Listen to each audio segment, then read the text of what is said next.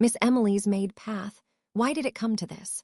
She carefully took a step so that the hem of her long skirt didn't get bent out of shape. The minimum requirement for that was to make sure the bottom of her shoes touched the floor without making any noise. The sensation of the carpet she felt through her shoes was soft, and there was no way she would make any noise unless something unexpected happened. Even so, she had habitually taken a step that held both nervousness and anxiety. As someone who had been constantly scolded for such trivial things, it made sense for her to feel nervous. Leah, are you sure it's fine? Your hands look unstable since you're too focused on your feet. Puck, please. I'm concentrating really hard right now, so please don't talk to me. All right. His voice didn't travel through the air, but went directly to her mind from the warmth on her chest. She'd have normally replied to him in a similar way using telepathy. However, the girl concentrating on her hands and feet hadn't noticed it, and replied with a voice that sounded like a silver bell. Her beautiful long silver hair was as beautiful as the dew of the moon. Her white skin was as pure as untrodden virgin snow, and her amethyst eyes looked like precious jewels. She was the manifestation of beauty that would make the greatest artists of all time give up. Someone who radiated a bewitching charm that was worthy of such praise. But then, her skin that was as white as a field of snow was pale with nervousness. Her amethyst eyes were shimmering with a great deal of anxiety. Her long silver hair was woven gently into a braid, and the clothes covering her limbs was a maid outfit that lacked elegance. A maid was there. Emily! A high-pitched voice suddenly resonated through the corridor, making the girl immediately lift her head. And right after that, oh my! The angle of the tray in her arm titled too far, and the dishes that were barely balanced to begin with knocked into each other, making a high-pitched sound, and the final death throes of the teaware echoed down the hallway as they fell one after another. 2. Why did it come to this? Would you please not stare at me so much? The sight of a noble such as myself may surprise you, but I will not stand for a display of such disrespect. I'm sorry, Emilia apologized, becoming timid due to the unforgiving words of the girl sitting in front of her. Emilia felt faint vibrations coming from the seat as the scenery outside the window slowly drifted by. Her curiosity got piqued by the sight she was seeing for the first time, but she opted to show good manners by staying put. Though the interior of the dragon carriage wasn't congested at all, it wasn't so large that she couldn't see the other passengers. Inevitably, if she looked up, she would see the face of the person sitting across from her. She was left at a loss for words by the fact that she was being blamed for this situation. It's a strange coincidence that you happen to have the same destination as us. A blessing in disguise. A rare occurrence. The voice of the person speaking to Emilia as she looked down was that of a man. There was a young man sitting next to the girl in front of her, a handsome man with his blue hair carefully arranged, smiling gently, and wearing a monocle over one eye. The young man, whose slender body was covered by a butler's outfit, spoke considerately to Emilia, whose eyes were downcast. Don't take her ladyship's words too seriously. She sounds harsh, but she's grateful. That's also the reason why she allowed you to travel with us. It's a strange turn of fate. Clind, can you not say unnecessary things? Firstly, what is your purpose in telling her to not listen to me? I am your master, you know, said the girl next to the young man after raising her eyebrows at his words. He gave a wry smile in response to her anger. Yes, I am well aware of that. It is for that reason that I am lending my assistance to the lady, who is but a beginner at dealing with you so that she won't take your words the wrong way. Consideration. I haven't asked for such a thing. You did it without my permission, and for that, know that a severe punishment awaits you once we return to the mansion. A severe punishment, yes, gladly. Extreme, please, the young man said, smiling ecstatically at her. Can you not be happy? The girl screamed, hugging her body with disgust on her face. Emilia almost laughed as she watched them exchange such words. My, how truly unmannered you are by eavesdropping on our conversation. Clind, say something to her. You become extremely attractive when you smile. Lovely. Can you take your master's intention into consideration a little? The girl clicked her tongue in irritation at the young man's words and then glared at Emilia. Looking at her gaze, Emilia vaguely thought that she was a very precocious little lady. Her deep indigo hair was braided and arranged on top of her head in a weird hairstyle. She was trying hard to make her eyes look intimidating, but the corners were lowered, which made them look more soft than anything. She was wearing a simple dress with a few accessories, and it matched the girl's aura well. Her somewhat mature way of speaking was lovely, since it seemed like she was trying hard to seem older than she was. Cease gazing upon me whilst grinning at once. Are you being insolent even while knowing that I am Anna Rose Mylode, the heir to the house Mylode? It was a young, aristocratic girl, who was no more than 10 years old, who swung her arms with her lovely face red in anger. 3. What should I do with Uncle Roswell? I wonder how many more he is going to have. Roswell is your uncle. He didn't look old enough to be called an uncle, though. Was he trying to look young? I'm 9 years old and Uncle Roswell is almost 30, so he is an uncle to me. That's how it is on the relative side of our family tree. We are really distant relatives. I am from a sub-branch of the family while he is from the main branch, but we are still related by blood. Emilia and Anna Rose were having an interaction in the slightly shaky dragon carriage, an interaction which would be a bit of a misnomer to be called a conversation. The road was quite rough, but the reason why bad roads didn't affect the dragon carriage was due to the divine protection that the earth dragon that was pulling the carriage had. The divine protection of the earth dragon that protected them from outside influences, such as wind and vibrations, was essential for long-distance travel in a dragon carriage. This was the first time that Emilia had realized that. You are looking around non-stop again. Is the dragon carriage that rare? Yes, that's right. I've been in the forest all my life, so I never had the chance to ride on a dragon carriage, although I have seen one before. So it's really rare to me. Is that so? Then you are in for a disappointment next time if you think all dragon carriages are like this. There are very few dragon carriages like those of House Mathers or House Mylode.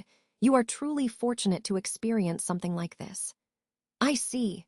I'll remember that. Thank you for telling me. I'm going to enjoy this to the fullest. Emilia gave her honest thanks and enjoyed the interior of the dragon carriage and the softness of the seat. The earth dragon pulling this carriage might be wearing something fancy, and the exterior of the carriage itself might have an elaborate design too. I'm looking forward to looking at them later. While Emilia was indulging her curiosity, she heard a voice. My lady, if you want to say something, then I think you need to put it into words, conveying feelings. The young man in the butler's outfit, Clind, suddenly broke the silence and spoke. Emilia looked his way, and her eyes met with Anna Rose's, who was flustered and biting her lip. What happened? Emilia asked. Did you get a stomachache by any chance? Anyone would be like this if someone can't take their sarcasm properly. Aren't you a bit too vulnerable as a grown woman? Too vulnerable? No, it isn't like that. I'm on my guard properly. If something weird happens, I'll protect you, so don't worry. Ugh, Anna Rose groaned, grabbing her skirt and hit Clind's shoulder with her other hand. Clind seemed somewhat happy after getting hit. My lady, please stop. Violence. Listen here. You had your guard down when you approached us to begin with. I've heard that a common tactic that bandits use is to get their dragon carriage stuck somewhere, wait for people with goodwill to approach, and then assault them. What would you have done if we had assaulted you? Were you going to assault me? What would you have done if we had assaulted you? As Anna Rose expressed her anger while breaking her sentence up, Emilia worried whether she would get a headache due to getting angry like that. Anyway, if I had to respond then. But I couldn't just abandon you there, right? In reality, it seemed like you were in trouble, Anna Rose, and I was able to pull the wheel out of the ditch using the dragon carriage I was in. You guys were saved, and I didn't get assaulted either. See, everyone is happy. I'm baffled. Anna Rose dropped her shoulders as if she had lost energy when Emilia responded with a smile. And then she rubbed her forehead with a tired face and glared at Emilia, who was tilting her head, with mature eyes, and then held up one finger. Lady Anna Rose. Huh. It's Lady Anna Rose. I can't give you special treatment when it comes to that, even if you saved us during our travels. You were referring to Uncle without using honorifics, correct? That isn't right. Master Roswell, Lady Anna Rose. Please know your place. Emilia got bewildered by Anna Rose's sudden remarks. The hasty girl raised her eyebrows at how slow Emilia was at understanding things. But before the girl could start cussing in her high-pitched voice, Clin's helping hand reached her faster as he coughed. "Miss, did you receive a sealed message from Lord Roswell? Letter." "Sealed message, you mean a letter?" "Yes, that's right. The dragon carriage you were on belongs to House Mathers. And if its destination is Mylode Manor, then there is only one reason that I can think of. I'm positive that Lord Roswell gave you a sealed message that has his intentions written in it." Speculation. Amelia clapped her hands since she had an idea of what Clind was talking about in his polite explanation. She reached into her pocket and took out a letter that was sealed with wax and said, "It's probably this. Roswell told me to give it to you when I reach the mansion. I will be taking a loom, my lady." Astonishing. As soon as she was about to give it to Clind, a hand reached out from the side and snatched it away. Clind and Amelia focused their gazes on the culprit. Anna Rose. The girl waved the letter between her fingers, showing it off to them, while pouting her lips in displeasure. "It's Master Roswell. Don't make me repeat things." She didn't like the fact that she had said Roswell's name without honorifics again. She spoke to her in a scolding way and then tucked the letter away in her pocket. Seeing that, Clind squinted his eyes in reproach. "My lady, that's a sealed letter from Lord Roswell. It would indeed be unethical to leave it like that without reading it. Ingratitude. Uncle's letters always look like they were stamped on. They only slightly differ in content. It's probably just a bunch of long philanthropic excuses as usual. The truth is that he just wants to get away with his weird doctrine." Anna Rose muttered somewhat dismissively as she looked away. It was not clear what Clind thought after hearing his master, but he did not continue further despite having objected previously. Instead, it was Amelia, who had been left confused, who couldn't keep up with the conversation. "Hey, so what's going to happen to the letter?" "You need not worry about the letter. We will still take you under our wing. However, you will have to do as you are ordered." Orders. "Lady Anna Rose."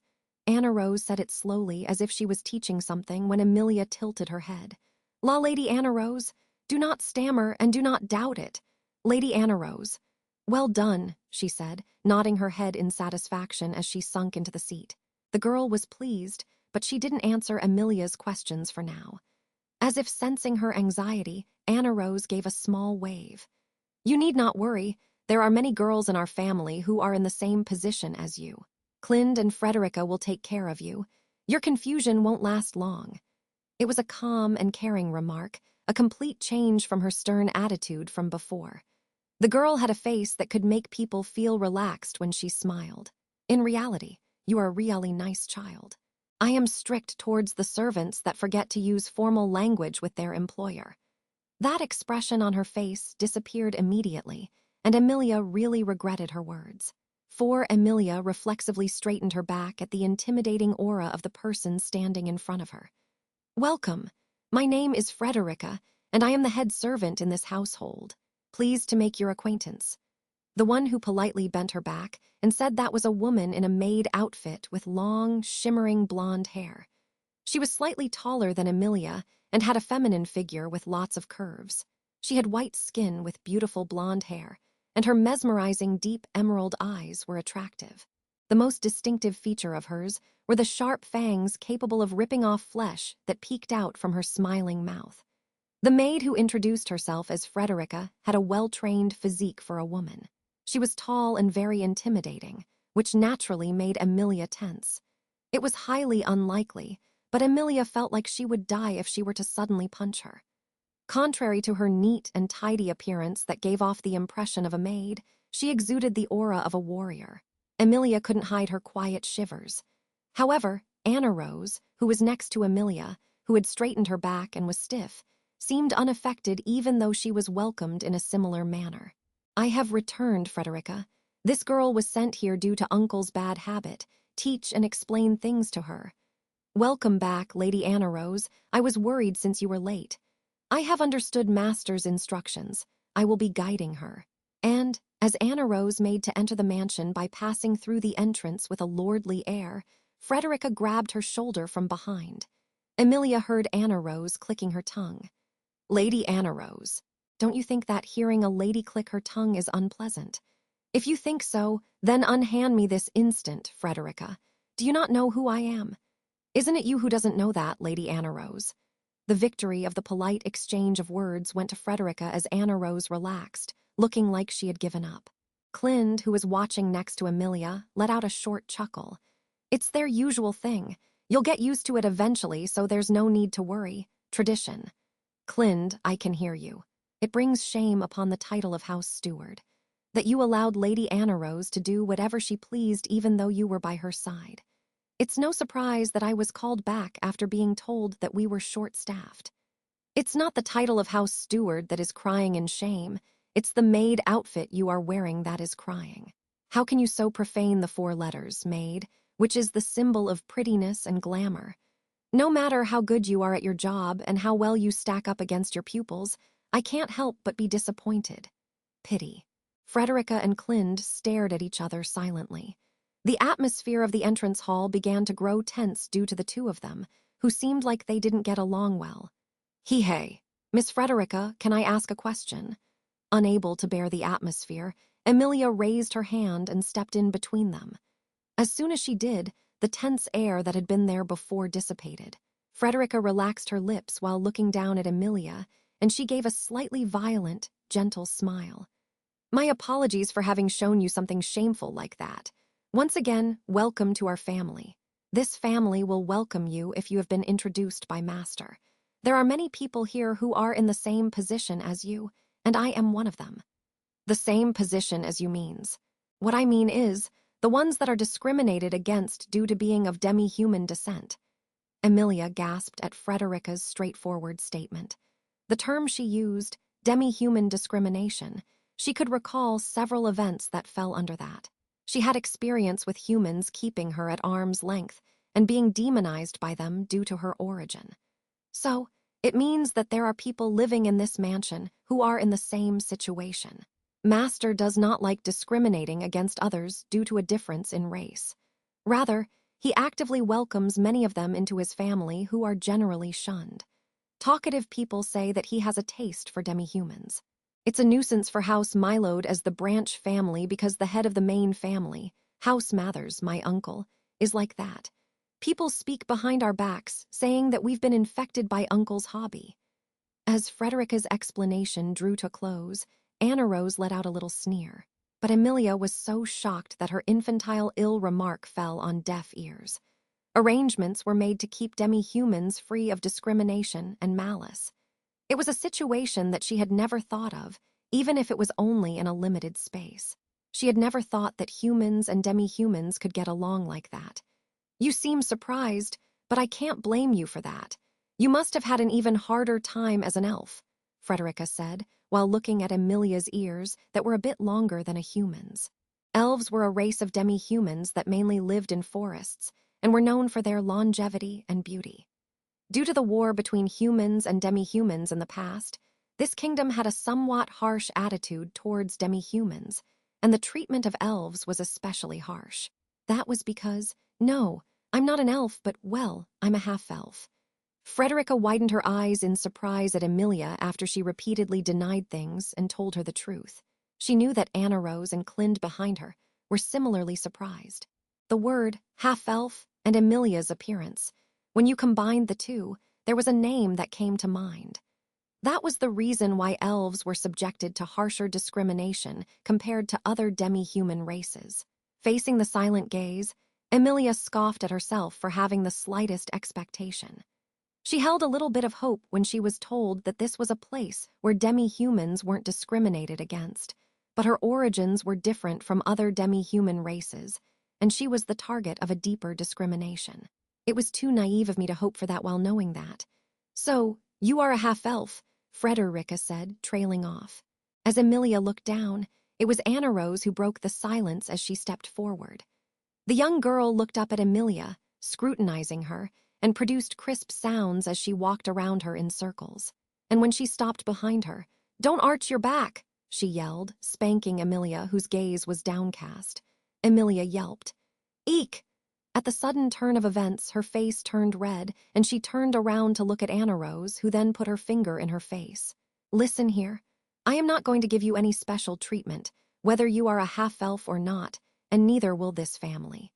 You shall start from the simplest of chores, and I shall teach you all the manners and give you lessons on how to be a good servant. Is that clear?" Amelia's eyes rolled in astonishment as Anna Rose spoke sharply. She slowly repeated the girl's words in her head, separated it into bits, and absorbed them into her mind and understood it. And the conclusion she came up with was, "As I thought, you really are a nice child. Frederica, make her change quickly and make her taste the pain of the chores."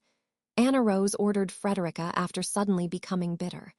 Clind smiled wryly, and Frederica bowed reverently. Amelia tried to follow Frederica's beckoning hand, without knowing which part of her sentence had made Anna Rose bitter. "Oh yes, wait.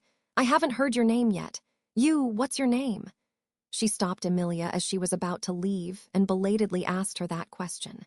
Amelia hesitated for a moment on how to respond to that, and "Oh, my name is Emily."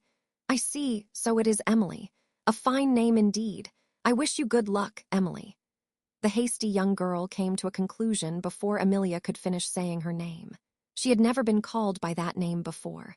Before Amelia could even stammer out a response, Anna Rose left the entrance hall quickly, taking Clind with her. She was like a whirlwind from the very moment they'd met. Lady Anna Rose is harsh with words, but she is a pleasant person. "Yeah, I understood that very well." Amelia nodded at Frederica's supportive comment and then followed her to the back of the mansion, where she got led onto the floor used by servants. 5. If you do not know how to put the uniform on, then do call for me, as I shall be right outside in the hallway. After a quick check of her clothing size, Frederica handed Amelia the clothes and left the changing room. It was by Frederica's consideration that she was allowed to be alone for a while. She thanked the large woman for that, took off her clothes, and sighed in relief. She was thinking of going on a simple trip after leaving the forest, but things kept changing rapidly after she found a dragon carriage on the road. She felt a bit tired and touched the green crystal on her chest. "By the way, things have taken a strange turn." The voice that had suddenly struck Amelia's earlobes was neither masculine nor feminine but seemed genderless. She scrunched up her pretty eyebrows and pouted at the voice as if she were grumpy. "You were silent the whole time, so why did you suddenly decide to come out now of all times?" "I was in trouble and really needed help. If I had carelessly gotten involved, it would have caused further confusion. I'm an adorable and caring gentleman, you see." The one with the lively voice that was laced with laughter gradually began materializing. There was a green crystal stone hanging from Amelia's chest like a pendant. Its surface started emitting a pale light, which gradually began to take shape, eventually materializing a cat into the world. It was a small palm-sized cat with gray fur. It appeared on top of Amelia's shoulder and rubbed its cheek against her long silver hair and said, "I had a hard time just sitting back and watching my pretty Leah get into trouble, but there is a certain order to things. It tore my heart to pieces, but I was waiting until you were really uncomfortable." "There you go again. I'm not going to let you fool me again so easily, Puck." She felt ticklish at the cat's, Puck's, expression of love, and while feeling it, she had no choice but to forgive the only family she had as he sat on her shoulder. Her contracted spirit, Puck, was always with her, and was like an immediate family member to her who always stayed by her side. Leaving that aside, there seems to be a problem with the current situation. "I feel like there's a discrepancy between what Roswell and what that girl," Anna Rose said. "I think you should confirm things properly." "Oh, I think it can be unbuttoned over there." While listening to Puck, Amelia began to put the uniform she had received on, a long black skirt and a white apron dress. Feeling like it was the same type of uniform that Frederica was wearing, she felt a little self-conscious. "It's a cute outfit, but is it okay for someone like me to wear it?" "You are the prettiest girl in the world, so this makes you look extra glamorous, Leah. I couldn't get a maid outfit in the forest, so I really want to see it too. I really do. I want to see. You always exaggerate things, Puck. Don't get so excited," Amelia chided as she nonchalantly changed into the complex uniform. Her lack of hesitation made it seem like it wasn't her first time wearing it, and the reason behind it was due to the content of the contract she had made with Puck. She pulled on the hem of the skirt to stretch out any wrinkles and wrapped the apron around her body tightly. Once Amelia put the hair ornament on top of her silver hair, her transformation into a maid would be complete. How is it? Is it weird? It's perfectly cute. Whoa, it's nice and feels new. But if it's this attire then? Puck was flying around Emilia, clapping his hands in admiration. And then Emilia's long hair got caught by the wind and floated up. Something inside me is whispering, that shouldn't this Leah's hair be braided? I am fine either way, but don't make it painful. Having gotten Emilia's permission, Puck became happy and spun around. Her floating hair fluttered in the wind, and it dexterously began to gather and turn into a braid. Just a dozen seconds later, her long silver hair had been formed into a single braid. So this is Leah's perfect form as a maid. Not to praise myself or anything, but I feel like I did a good job. Don't be silly, but now I'm worried about the job. I wonder if I'll be able to do it. After she'd finished getting ready, she became worried about the maid work that awaited her. She'd felt like something was off since she first arrived at the mansion. According to Roswell, Emilia was supposed to relax there until he was done with his work. It seems a bit late already since you are done changing, but should we go confirm things? No, it isn't that, Puck. I think it's something like this. Roswell might have said that, but I think he is actually testing me. Leah! Puck's eyes narrowed with worry at Emilia's relaxed demeanor. Yeah, Roswell is definitely testing me to see whether I'm a hardworking person or a lazy person. I think he wanted to catch me off guard until I reached the mansion and then surprise me with this kind of offer. What would Roswell gain by doing something like this? There's probably a lot of things. Since I am going to work hard from now on for everyone in this country and the forest with Roswell's help. He is testing me to see whether I'm a girl who slacks off after being told to rest a little. The more she thought about it, the more she felt like that was the case. I don't know that much about Roswell yet, but he is a man that wears white makeup and talks in a silly manner. But the words he uttered often kept hitting Emilia where it hurt. It was like he could read her mind. And more importantly, he got what she wanted the most right. So, as if she'd been drawn in by Roswell's words, Emilia left the forest with a resolve to step onto a big stage that she had never imagined being on. Just like how Emilia imagined Roswell's personality, Roswell would definitely want to know Emilia's worth, too. Thus, she concluded that this was a test for that. I'm sure that I need to work as a maid to become a queen. I wonder if that's the case. I think you're overthinking it. It's better if you talk about it properly. Puck wasn't quite convinced by Emilia, who clenched her fists enthusiastically. However, before they could exchange views, they heard a knock at the door. Emily, are you done changing? May I come in? Oh, yes, I am done changing. It's fine, she replied to Frederica's question and nodded at Puck. The cat shrugged, turned into particles of light, and went back into the crystal on Emilia's chest again. Frederica entered the room as soon as Puck had disappeared and found Emilia in her changed clothes. Oh my, you were able to get changed properly. I thought it would be a bit confusing to put on since it's your first time. It was fine. This isn't the first time I've been made to wear clothes like this. To be made to wear. Have you served somewhere else previously? No, not really, but the reason why Emilia was accustomed to wearing clothes like this was due to her contracted spirit Puck's tastes. In a contract between a spirit and a spirit arts user, the spirit had the right to decide the terms. There were multiple contracts between Emilia and Puck. One of them was that Puck had the right to decide Emilia's outfit and hairstyle each day. When they were living in the forest, it was Emilia's routine to fulfill that right of his by donning the various outfits he brought her. One such outfit was a frilly dress, which wasn't as complex as a maid outfit. When Emilia replied like so, Frederica widened her eyes as if she had realized something, then gently embraced her like she was some poor thing. You have been through tough times. You don't have to worry about such things here. Everything will be fine. Well, thank you, Emilia replied, tilting her head since she didn't know what her sympathy was for. After that, Frederica avoided the conversation about the outfit and extended her hand out of the room. Well then, I will be showing you around the mansion. I am sure you are worn out due to the trip, so I will make the work easy for you today. I don't think you are used to it, but let's work hard starting from tomorrow. Yes, I'll work hard. Really hard. Please guide me well, Emilia exclaimed, using formal language she wasn't used to using, showing Frederica how determined she was. Frederica looked surprised for a moment at that, and then, "Sure, let's work well together." She opened her mouth with its prominent fangs and accepted her with a fierce smile. From that day onward, Emilia's struggles were something beyond description. She thought that her role as a maid would have a great impact on her future, so she worked extremely hard to complete every chore. Emilia didn't get much work that a typical maid would be given, but she did her best no matter how trivial the chore was, and threw herself into her work earnestly in order to get something out of it. As a result, she was unanimously evaluated as unsuitable by the master and the fellow servants of the mansion. "I thought you would at least be able to serve tea, but I suppose it was too early for you."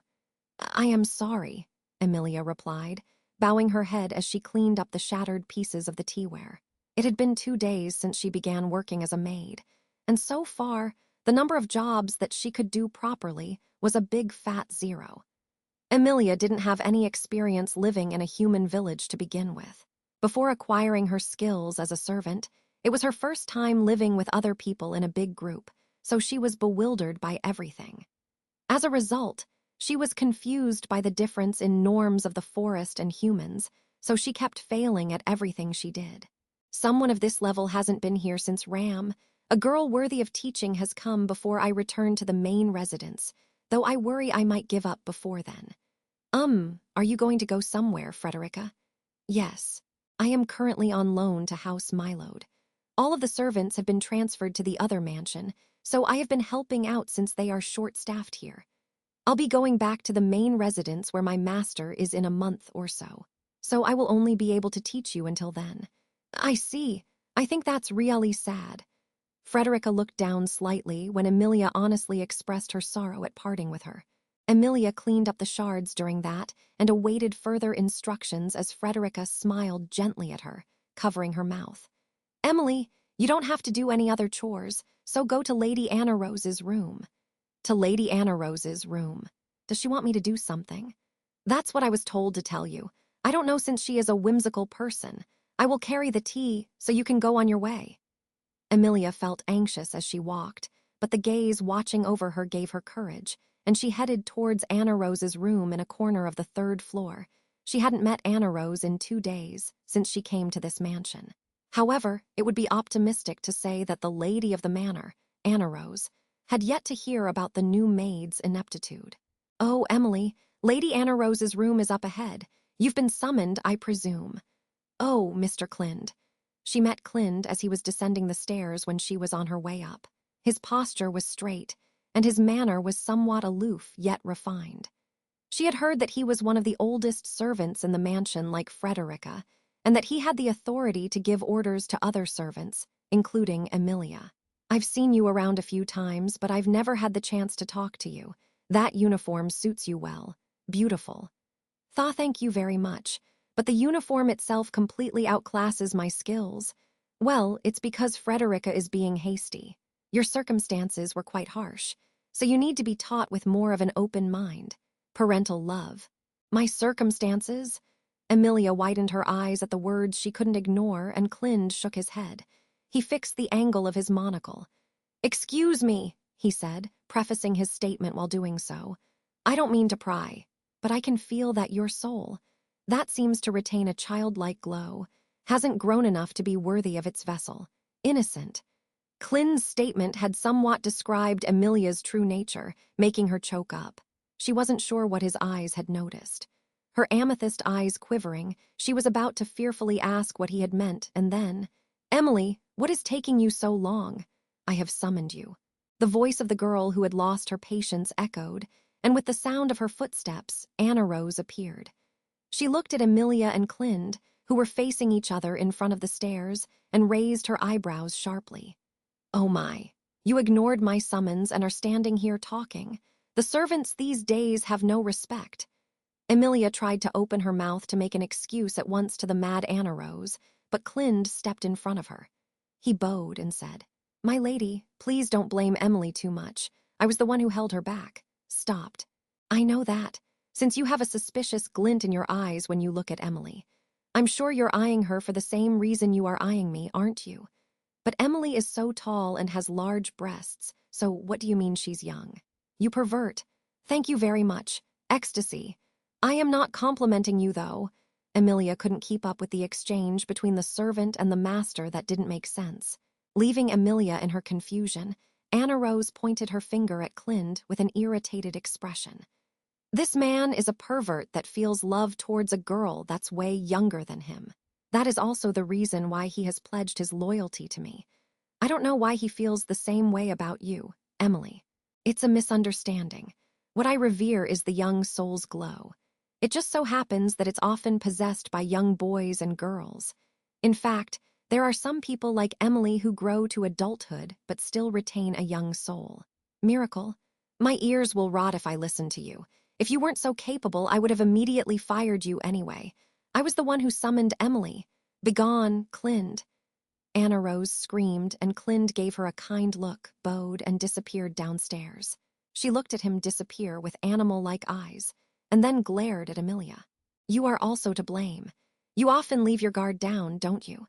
This mansion's servants are mostly women due to Uncle's tastes, but there are also men including Clind.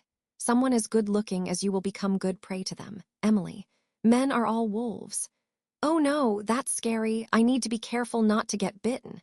Emilia became pale and nodded at Anna Rose's words. She had heard this from Puck many times, but she thought he was just messing around with her. However, when she heard Anna Rose say it too, it convinced her that it was a well-known fact. Men are wolves. Emilia properly engraved that in her mind. I'm still somewhat worried about you. Are you sure you understand?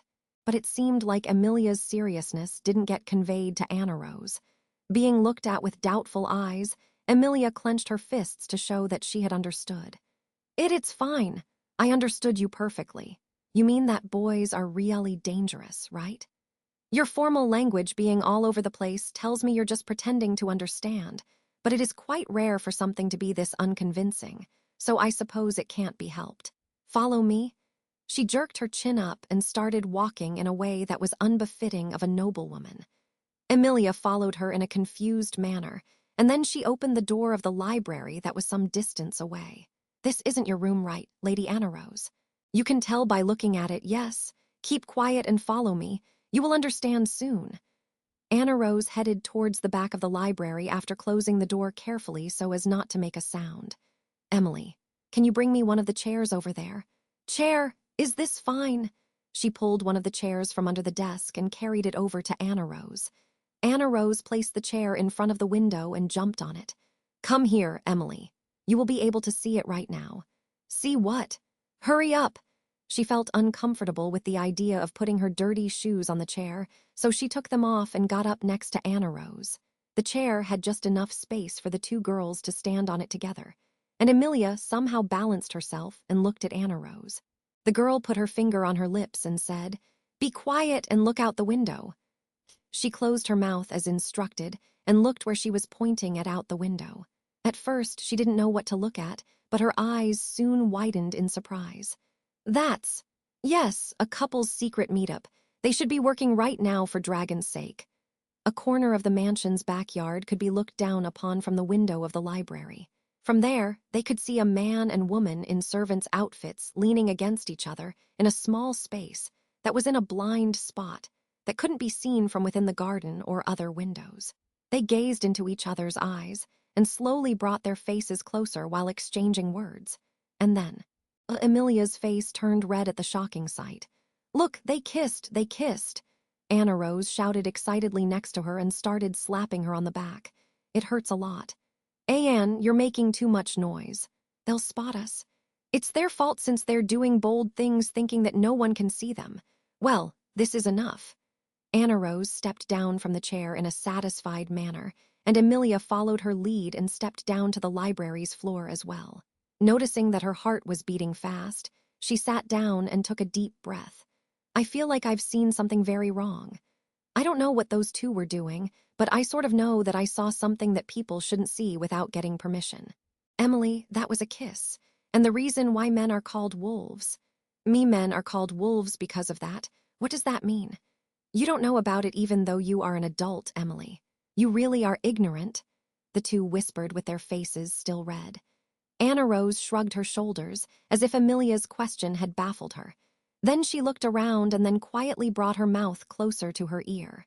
That is called a kiss. If a man and a woman kiss, then they have a baby. Babies are made when a man and a woman kiss. Correct. Emily, you were also born because your mother and father had kissed. It does not work if men kiss other men or women kiss other women, but if a man and a woman kiss, then a baby is made. I see. I had no idea. The mystery of humanity. Emilia could not hide her restlessness at such a shocking revelation. This means that right now, under the window, a baby has just been conceived inside a woman's body. What a fateful scene I have stumbled upon. Those two are always kissing there. Always kissing, so they have lots of babies. Of course not, Emily. Until the baby is born, the next baby will have to wait for its turn in the mother's belly. If you have too many, your belly will explode. Oh, I see, that's good. I feel really relieved now, Emilia replied, patting her chest in relief. Anyway, Anna Rose said, as she looked away from Emilia while crossing her arms. You are beautiful yet full of vulnerabilities, Emily, which makes you a piece of fine meat for the wolves. Do be careful since they will try to kiss you if they get the chance. All right, I'll be careful. I think that it's too soon for me to be a mother. Due to various reasons, Emilia was well aware of how lacking she was. Babies were cute, but she was positive she wouldn't be able to take proper care of them as she was now. Besides, my own baby will probably be born with long ears. When that happens, the world will not necessarily be kind to him or her. At the very least, I want it to be kind, and I want to do my best to make it so. That's why I need to work really hard. But I heard rumors that you are completely useless, Emily. I heard you spilled the tea I ordered to be brought to my room 4 times before you even arrived. Yeah, that's right. I'm sorry, Emilia replied, arching her back. Don't be timid. Anna Rose shouted at her to get her to cheer up. Eek! After Emilia got yelled at, she straightened her back and Anna Rose nodded in satisfaction. All right. I have a new job for you then. If you can do it, it will boost your confidence, she said with a devious smile. 7 hazy and weak light particles concentrated on her trembling palm. It was mana, something that usually filled the atmosphere without a form. That was now concentrated enough to be seen. Mana was spread throughout the atmosphere and involved in the circulation of life. The human body tapped into that huge flow and absorbed it through its gate, harnessed it, and then released it outside the body, manifesting in the world in a totally different form. That was the general principle of magic. So in that sense, turning mana into a visible form could be referred to as performing magic. However, her magic dissipated before it could have any further influence on the world. Haya! As the light particles dissipated and disappeared from her palm, the girl let out a big sigh. Anna Rose breathed heavily with sweat appearing on her forehead. Emilia gently wiped away the sweat from the frustrated girl's face with the towel she was holding. They were on the 3rd floor of the mansion in Anna Rose's room. It was too spacious to be a young girl's private room. She had a large bed behind her, and they were sitting while facing each other in the middle of the carpeted room. I don't want you to comfort me. As you could see, it was unsightly. That's not how I see it. You are young, but you are working really hard. She wasn't comforting her. It was her honest opinion. You couldn't expect Anna Rose to be able to use magic properly at her age. Just the fact that she had mastered the art of interfering with mana was wonderful in itself. But I heard that uncle could use the 4 basic elements of magic when he was my age. And he mastered the other 2 in a few years' time. Are you comparing yourself to Roswell, Master Roswell? It's not that I am doing the comparing, it's that I'm the one being compared. Anna Rose answered Emilia's question, shaking her head with a wry smile that someone her age shouldn't have. The relationship between House Mathers and House Mylode was something that Emilia had heard about multiple times in the past 2 days. House Mathers was the main house, and House Mylode was the sub-branch of one large house. The role of House Mylode was to support House Mathers, which had continued for generations. Roswell's selfish decision to accept demi-humans as servants was only possible since House Mylode was there to take them in. The main house, Mathers, currently only consists of my uncle for some odd reason. And with uncle like that, it is not so easy for him to get married. If something happens to him, then I am the closest in line to be the legitimate successor. That was the reason why Anna Rose's relatives had high expectations of her. House Mathers was a house of magic users. What would be desired in the case of House Mylode taking over would be her having the qualities befitting of a chosen magic user, so she would be worthy of the Mathers name. Why did you tell me something like that? I'm only a new maid who came here 2 days ago. Because you called yourself a maid, the girl replied to Amelia's question with a faint voice. She opened her blue eyes, held back her tears, and looked at Amelia. Elves are famous since they are excellent at magic even among demi-humans. I have heard that long-lived elves are familiar with magic-related matters. So, oh, I see. So that's why it was me. But I must apologize. I don't think I'll live up to your expectations, Lady Anna Rose. Amelia put her hand on her chest and was pained by the frustration that she couldn't be a help to a girl who was working so hard. The things Anna Rose was expecting from Amelia, skill and knowledge regarding magic, were both things she was lacking in. Since I am a spirit arts user, not a magic user, the way I use magic is a bit different than magic users. That's why I don't know if it can be of any assistance. You are a spirit arts user. Yes, a spirit arts user. And I know you were expecting a long-lived and knowledgeable elf, but well, I'm long-lived, but I haven't aged that properly. I kind of knew that, since you don't have the dignity of an adult at all, Emily. So mean. It was mean, but also something Amelia couldn't deny, so she made a sad face. It looked so weak that Anna Rose wasn't able to hold back and burst into laughter. Such a pathetic face. Emily, you are looking more and more like a child. I'm much older than you, so if you keep saying cocky things, I'll punish you. Do you think you would be forgiven for the insolent act of punishing your own employer? Even if I can't do it, my reliable bodyguard can. Anna Rose opened her eyes with surprise at her words. Amelia thought the young girl's face was pleasant to look at when it was like that. Amelia stretched out her arms, turning her outstretched palms upward. Is it okay? It's okay, Amelia replied with a smile to the telepathy, and a green light began to gather on her palm. The green light turned into a cat's silhouette and started to cut its existence into the world. Anna Rose gasped in surprise and clapped her hands. Oh my! After the girl's surprise was directed at it, the green glow further dyed the room, which was followed by the materialization of a cat spirit. I'm Puck. I govern fire mana, and I am one of the 4 great spirits Hamo. Wow, a talking kitten, how rare. Quite a cute bodyguard you have. In an attempt to live up to her expectations, Puck tried to make a solemn appearance, but it was easily foiled by Anna Rose since she was excited to see a spirit for the first time. She immediately reached out and snatched the tiny Puck out of the air and played with him in her palm. Meowa, meowa, stop, Puck screamed, but it was futile against a child's curiosity. Amelia, who was his last straw of hope, was looking at Anna Rose as she played with Puck with kind eyes, and it seemed like she had no intention of rescuing her family from his difficult predicament. So this is a spirit. It is a bit rude to ask, but can you really depend on him? I know it might worry you since he just looks cute, but he is quite helpful despite that. Right, Puck? Puck, what happened? You look really unhappy. After letting Anna Rose play with him for a while, Amelia boasted about his abilities, but Puck was on her shoulder, covering his face and crying. I'm currently heartbroken since I got played with like some toy. I can't marry into my wife's family anymore. If that's the case, then I will get a cat that comes from a good bloodline from somewhere and give her to you. A surprising suggestion just got made. Leah, are you fine with your mother being a cat? I don't know how I'm supposed to respond since my father is a cat.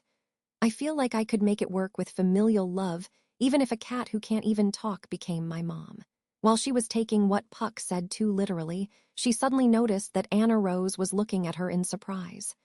Is your father that spirit? Anna Rose asked. It's that he's like a father to me. It isn't like he was married to my mother. Puck, you haven't kissed my mother, right? No, I haven't. And about that kissing thing, never mind, it's embarrassing, so I'll pass. Puck had heard the conversation between the 2 girls in the library, but opted to not tell her the truth about it, since it would be embarrassing for him as her father. As a result, they weren't able to clear up the misunderstanding, and it remained overlooked. Anyway, Emily, do you use that spirit's power to use magic since you are a spirit arts user? I guess it's a little different. Even with spirits, there are proper spirits like Puck, and then there are lesser spirits who have weak consciousnesses. In my case, when I use magic, I use the power of the lesser spirits. And as for me, I manifest upon being called by Leah, but I can use magic freely. The lesser spirits can't do anything without her orders, so she orders them and uses magic through them. That's sort of like how magic is used. Anna Rose closed her eyes and pondered on both of their explanations. Looking at that, Emilia reflected upon the lack of a proper explanation. Explaining things in a convoluted manner to a 9-year-old was not very considerate. It was only natural that she thought of giving a more concise explanation, but, so, in short, the kitten's spirit, Puck, uses real magic, right? So can't he teach that to me? Oh my, this child is really smart. She's still small, but she's amazing. Puck clapped his hands, surprising Emilia. Never underestimate a lady. So, what do you think? Anna Rose puffed her chest in front of them and asked Puck whether her suggestion was going to be accepted or not. Puck touched his whiskers and groaned. I want to help you out, but it's a shame that I can't since my magic is a bit different from normal magic. That's why I don't think you can learn from me. What if I were to try to become a spirit arts user? Anna Rose asked, bracing for what was coming. And that's... Leah, saying things clearly is an act of kindness too, you know. Puck softly interrupted Emilia's attempt to dodge answering the question with a few words. The spirit shook his head at the girl who was looking straight at him. It's too bad, but it takes more talent to become a spirit arts user than it does to become a magic user. And I'm sorry to say this, but you don't have what it takes to be a spirit arts user. And what? Even if you become a spirit arts user, it would not be the same as the power you are seeking. It's great that you are working so hard for your family, but don't get your priorities wrong. This isn't the kind of power you desire, and it isn't something you can obtain. Anna Rose took in Puck's seemingly ruthless assertion, closed her eyes, and looked up.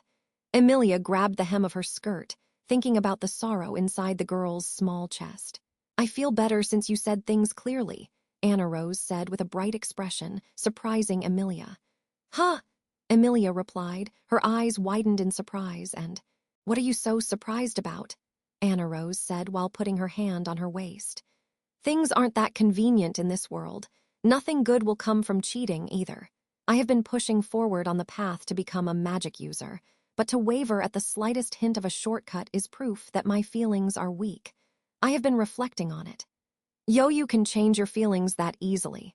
I thought Puck had said something really awful and was thinking about pulling his tail later as punishment. Wah! Puck exclaimed after hearing Emilia say something he didn't seem to like, but she ignored him.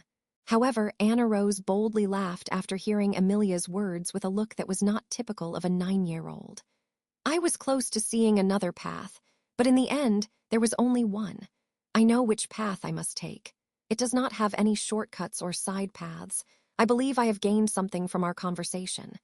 You are really amazing, Anne. Indeed, I am amazing. I am a noble. I am eminent. Eminent, noble. Such words came out of Anna Rose's mouth, and it made Emilia ponder. About what she needed to do from now on, what it meant, and how important it was. About becoming the ruler of this kingdom and the path leading to that, and if she had mapped her path out as clearly as that girl. Emily, is there something you are worried about? Yeah, that's right. There's something I need to do, but it's really big and difficult, and I know that the current me is really lacking. But even so, I need to do it. But it's something you have to do, right? Yes, it's something I have to do. That's the one thing I'm certain of. Emilia lifted her face up.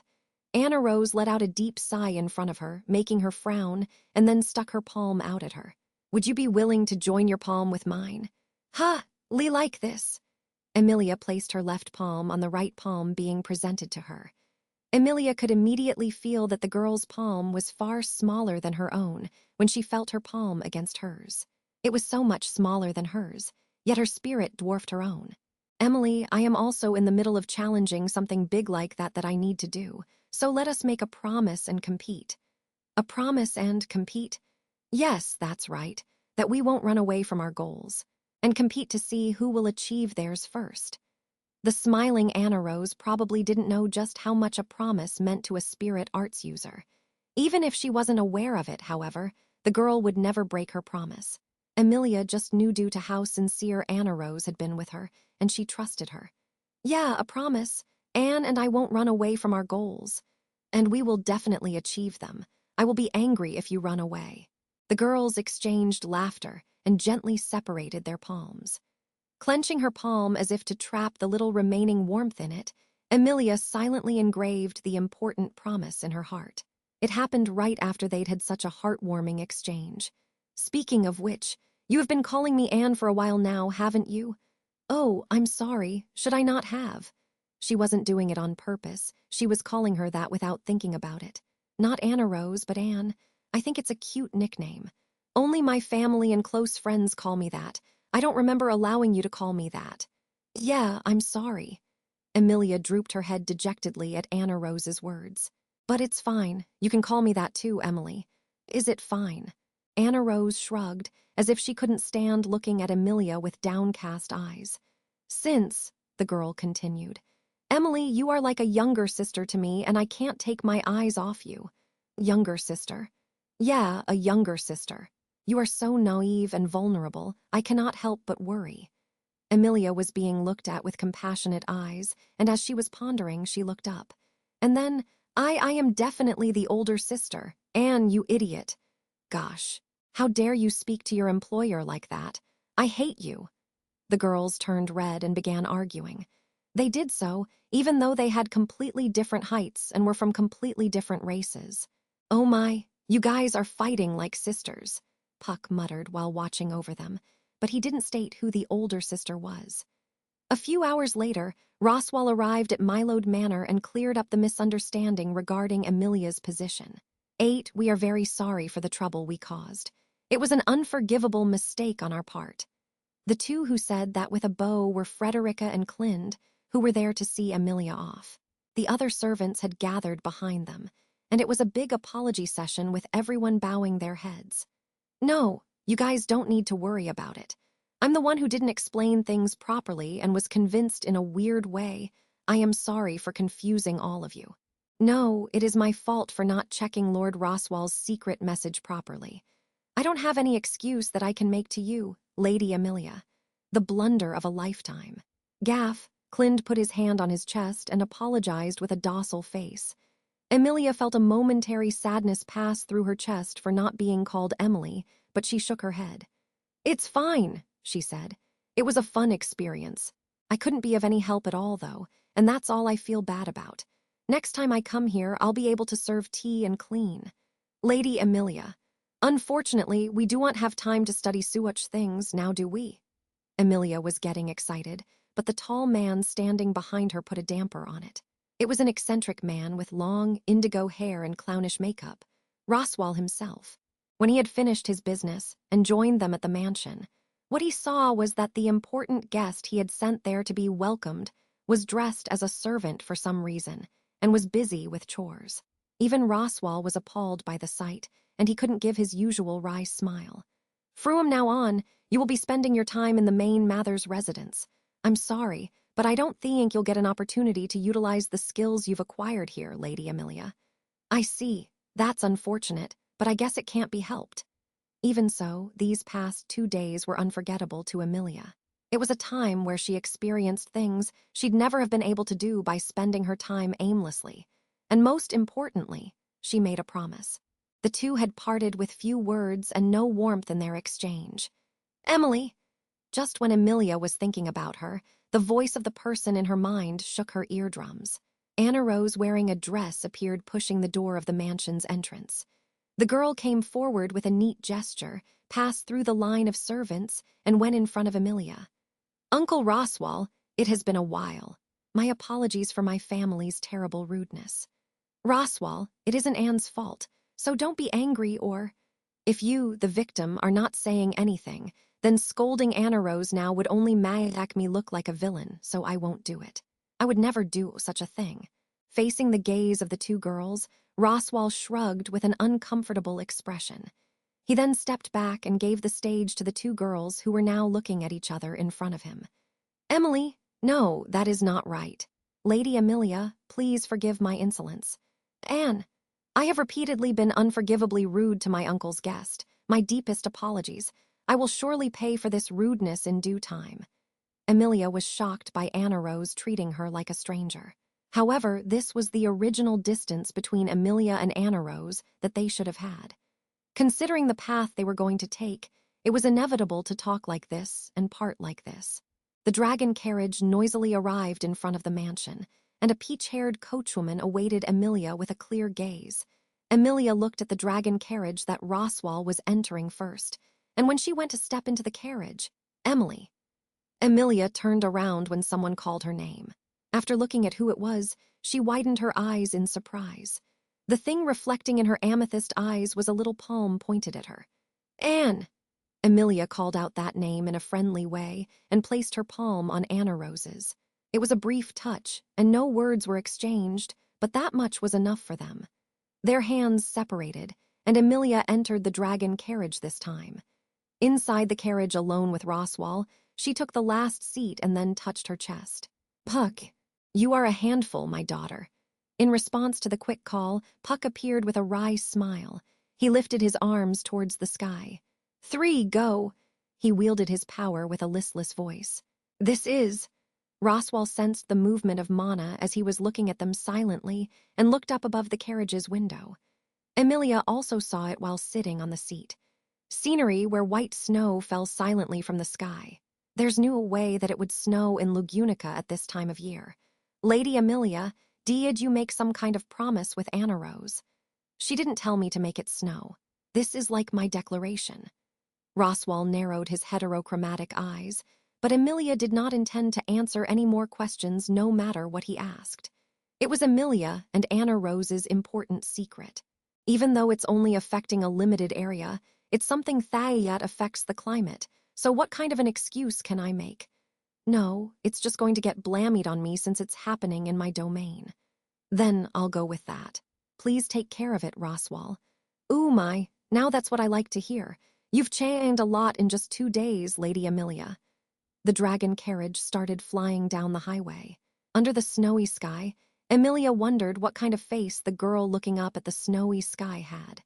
She thought about the only person she had made it snow for just so she could see it.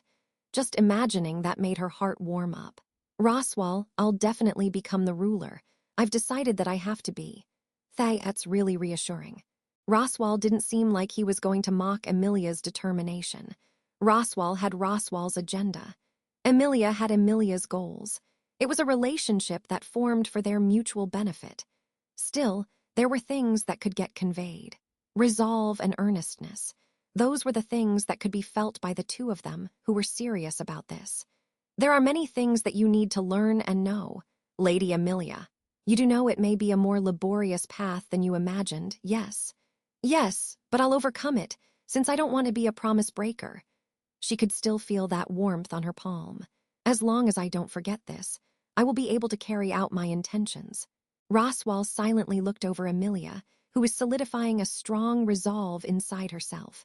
He muttered under his breath. A month to go until the royal family perishes from an illness. Well, it all starts from there. The words he murmured didn't reach anyone, drowned out by the shaking of the dragon carriage, and disappeared. The snow fell silently, piling up as if it was embracing the world.